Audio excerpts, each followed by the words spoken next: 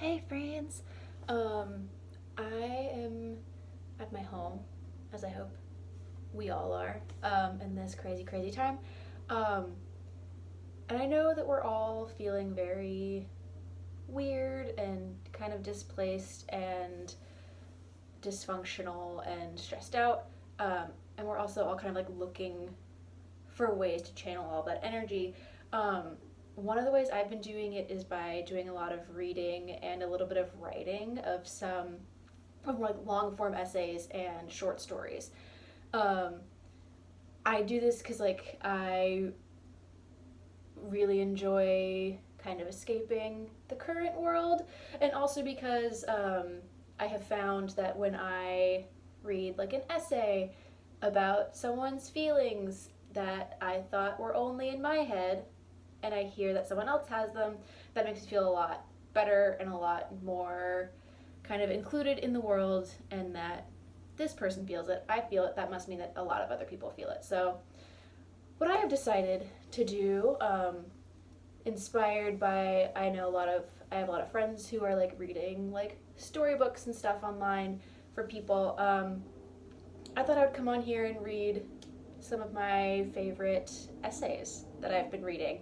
Um, I don't know the frequency of when I'll be doing this, whether I'm going to be doing it every day or every week. It's just kind of, at this point, going to be kind of when I read them and when they pop up, as something that's potent and relevant for me, and something that I think other people might enjoy hearing or reading about. Um, so today, we're going to start with one of my favorite essays by one of my favorite actors. Um, I actually have this essay saved onto my phone. I read it for the first time a while ago, and I think it's genius. And I read it for the first time in a really long time, like 2 or 3 days ago, when I was feeling very burnt out and very kind of strung out and stressed and because of being locked in my house for who knows how long. And it really refocused me and it felt really good. So we are gonna do it. I'm gonna do it today. So this is an essay by Gilpin from 2017. It's called "The Time I Went into a Full Body Spasm for 6 Days." Here we go. Last September is hard to explain. I'd start at the beginning, but that's probably somewhere in the 80s, and thanks to college, the childhood memory details section of my brain is a dead mouse in a mug. I'd show you the video of, let's call it September Gate, but I already get asked to sign blurry screenshots of my areolas. I don't need to throw footage of the most physically disturbing moment of my life into the mix. So apologies, but sit back, we're starting with a metaphor. My brain is a room full of women who take turns at the wheel. It's the only way I can make sense of what it feels like to be alive. These brain women stand in a conference room behind my eyes, looking out at my day and taking the controls when summoned. Some of them have been dormant for years, napping on crumpled blazers by the Keurig, waiting to be needed, but my key players are as follows. Joni McGlam coos at babies and weeps when she sees an old man lost on the C train. Craggs Garofalo handles the Time Warner cable and street harassment.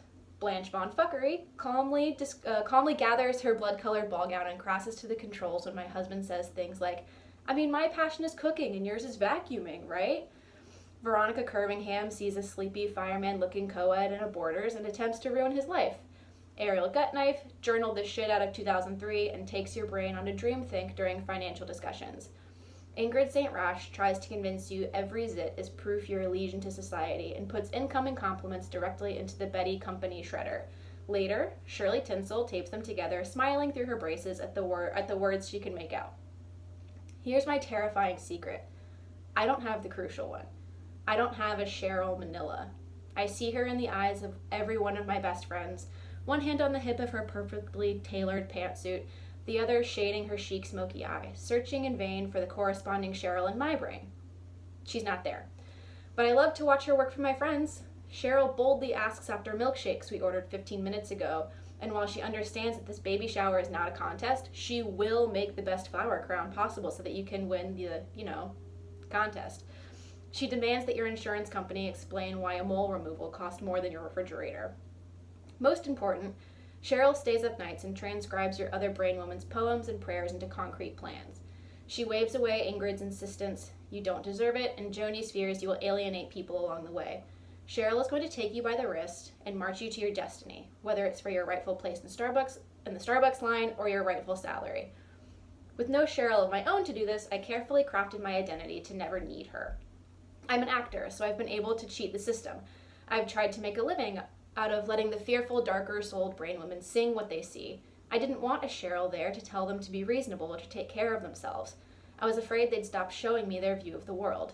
In return, I promised them a life that wouldn't be too loud or extraordinary. I knew that with no Cheryl, we couldn't handle that.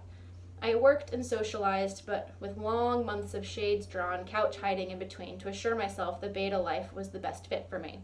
When an opportunity came along that was too big, I would somehow sabotage the audition, or convince myself I had. Then last year, I started to lead the wrong life. After 10 years of an acting job or 2 a year, I was suddenly working without a break.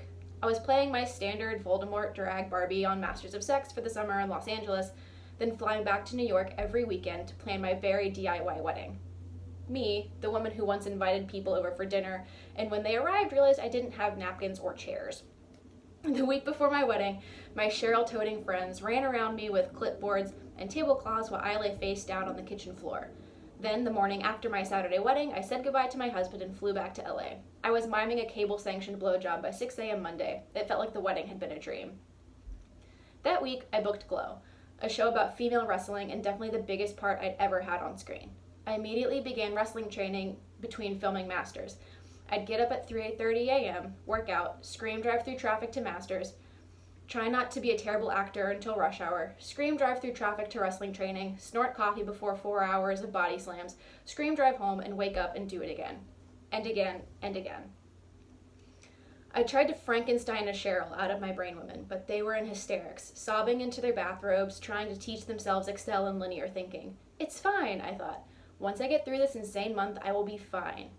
This is what all of my successful actor friends have done for years while Craggs and Ingrid had me YouTube game show winners. I could fake a Cheryl. I had to. Terrified of getting injured while flipping and throwing humans on no sleep, I began daily physical therapy with my favorite LA fixture, an opinionated ex-actor new age kook from Yelp. Every day, she ground her acrylic-nailed fingertips into my muscles until I screamed. Wearing bedazzled aqua sweatpants, she used some Star Wars-looking machine to pump electricity through my upper body. My brain woman whispered in concern. Joni passed out. 6 days before Glow started filming, I was lying on the therapy table with my crystal-toting, reality show pitching, possibly insane physical therapist. I had 2 hours of sleep, filmed all day, trained for 4 hours, and bought a bridesmaid's dress for the East Coast wedding I had that weekend, and I was doing the mental math of taking a red-eye to be back in time for the first day of Glow. Then, slowly, it began. It was so tiny at first that I thought I was imagining it. My left shoulder started to jump. It was minuscule, like I was doing the smallest mouth stance possible to a continuous beat. I laughed a little at it, then the shrugging began.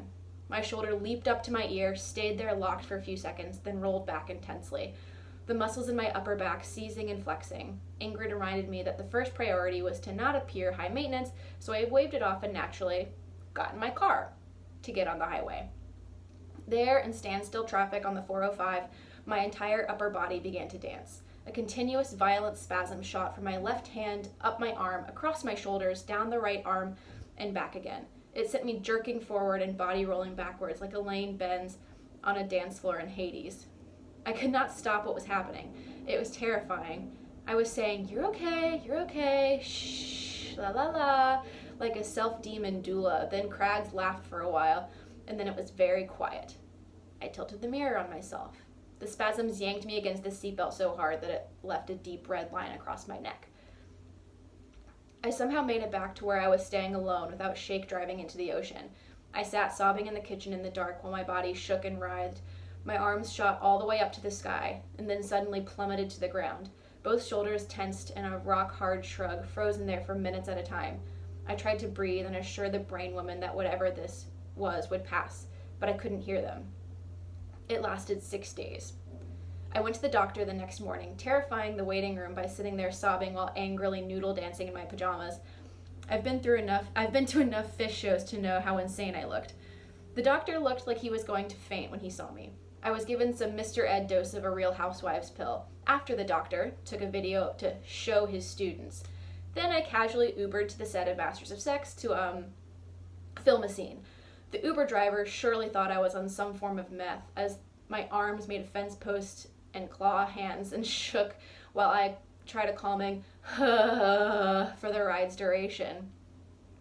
At Masters, I sat in the hair and makeup trailer and showed off some of my fun new spasms, like a violent flamenco shimmy that lasted 20 minutes. Tears poured down my face and no one spoke. The only sound in the room was the awkward clinking of curling irons for 2 hours.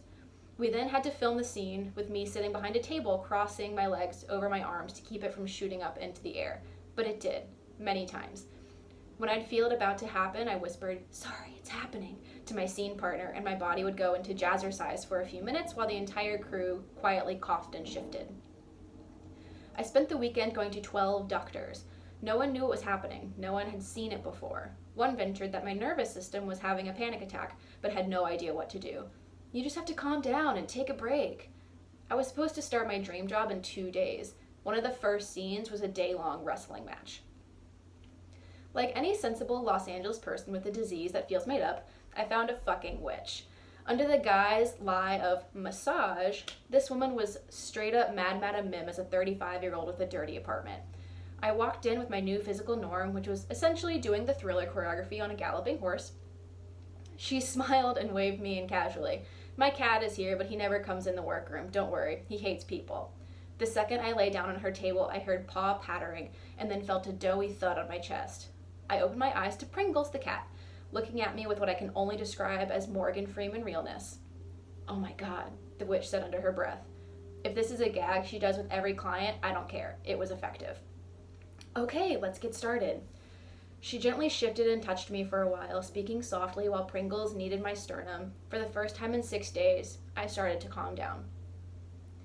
"Can we do something weird?"